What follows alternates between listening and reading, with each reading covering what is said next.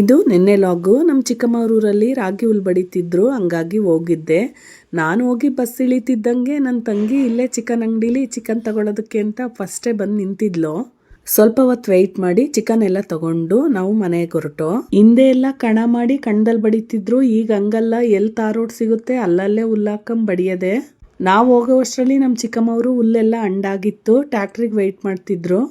ನಾನು ನನ್ನ ತಂಗಿ ಪಲಾವ್ ಮಾಡಿದ್ದಳಲ್ಲ, ಅಲ್ಲೇ ಹೋಗಿ ತಿಂಡಿ ಮಾಡೋಣ ಅಂತ ಹೋದರೆ ಅವಳು ತಿಂಡಿ ಎಲ್ಲ ಖಾಲಿ ಮಾಡಿ ಸೀಕಿಟ್ಟಿದ್ಲು. ಅದನ್ನೇ ಸ್ವಲ್ಪ ತಿನ್ಕೊಂಡು ಚಿಕನ್ ಸಾಂಬಾರಿಗೆಲ್ಲ ಖಾರಕ್ಕೆಲ್ಲ ರೆಡಿ ಮಾಡ್ಕೊತಿದ್ದೆ. ಒಂದು ಲೋಟ ಕಾಫಿ ಕಾಯಿಸ್ಕೊಟ್ಲು. ಕಾಫಿ ಎಲ್ಲ ಕುಡ್ಕೊಂಡು ಅಡುಗೆ ಕೆಲಸನ ಮುಂದುವರಿಸ್ದೆ.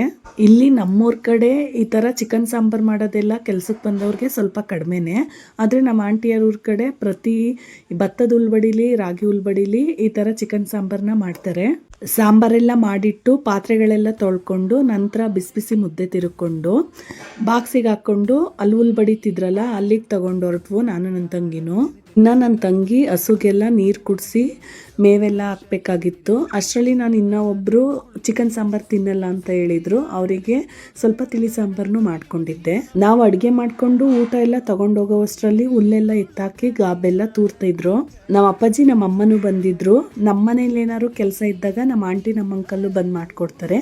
ಇಲ್ಲಿ ನಮ್ಮ ಆಂಟಿ ಮನೇಲಿ ಕೆಲಸ ಇದ್ದಾಗ ನಮ್ಮ ಅಪ್ಪಾಜಿ ನಮ್ಮ ಅಮ್ಮನೂ ಬಂದು ಮಾಡಿಕೊಡ್ತಾರೆ. ನನ್ನ ತಂಗಿಗೆ ಇವತ್ತು ಸ್ವಲ್ಪ ಕೆಲಸ ಜಾಸ್ತಿ ಆಗಿದ್ರಿಂದ ನಾನು ಯಾಕಾದ್ರೂ ಕಾಲೇಜಿಗೆ ರಜಾ ಹಾಕಿದ್ನು ಅಂತಿದ್ಲು. ಇನ್ನು ಊಟಕ್ಕೆ ಎಲ್ಲರೂ ಬಂದರು, ಅವ್ರಿಗೆಲ್ಲ ಊಟಕ್ಕೆ ಬಡಿಸ್ಕೊಡ್ತಿದ್ದೆ.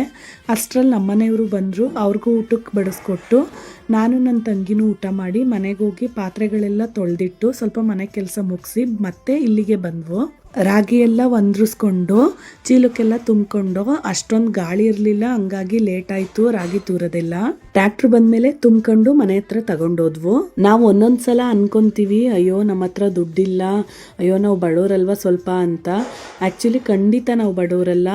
ನಾವು ಹಿಂಗೆ ಒಂದು 20-30 ಚೀಲ ಭತ್ತ ಆಗಲಿ ರಾಗಿ ಆಗಲಿ ಇಟ್ಕೊಂಡಿರ್ತೀವಿ. ಆದರೆ ಕೋಟಿ ಇಟ್ಕೊಂಡಿರೋನ್ ಮನೇಲೂ ಈ ಥರ ಚೀಲಗಳನ್ನ ಒಟ್ಕೊಂಡಿರಲ್ಲ. ನಮ್ಮ ಮನೇಲಿ ಅಕ್ಕಿ ಎಲ್ಲ ಖಾಲಿಯಾಗಿತ್ತು ಅಂತ ನಮ್ಮ ಆಂಟಿ ಅಕ್ಕಿ ಮತ್ತು ರಾಗಿ ಹಸಿಟ್ಟೆಲ್ಲ ಕೊಟ್ಟು ಕಳಿಸಿದ್ರು. ಅದೆಲ್ಲ ತಗೊಂಡು ನಾವು ಚನ್ನರಾಯಪಟ್ಟಣಕ್ಕೆ ಹೊರಟ್ವು. ಈ ವಿಡಿಯೋ ಯಾರೆಲ್ಲ ನೋಡ್ತಿದ್ದೀರಾ, ನಿಮ್ಮ ಮನೆಗಳಲ್ಲೂ ರಾಗಿ ಕೆಲಸ ಎಲ್ಲ ಮುಗ್ದಿದ್ರೆ ಕಮೆಂಟ್ ಮಾಡಿ.